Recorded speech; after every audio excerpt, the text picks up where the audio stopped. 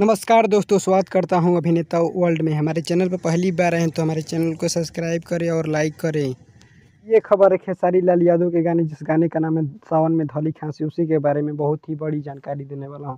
Video को पूरा देखें तभी समझ में आएगा कि ये गाना कब और कितनी तारीख को रिलीज किया जाएगा। गाने को लिखे हैं यादव मुकेश और म्यूजिक दिए हैं आर्या शर्मा, और इस गाने को रिलीज किया जाएगा JP star picture Bhojpuri YouTube channel पर।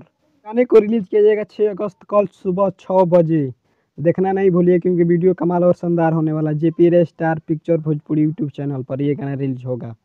उम्मीद करता हूं कि ये खबर आप लोगों को अच्छी लगी हो तो हमारे चैनल को सब्सक्राइब करें और लाइक करें, साथ ही कमेंट करें कि ये वीडियो कैसी लगी। मिलते हैं नेक्स्ट वीडियो में किसी बवाल खबर के साथ, तब तक दीजिए इजाज़त। जय हिंद, जय भोजपुरी।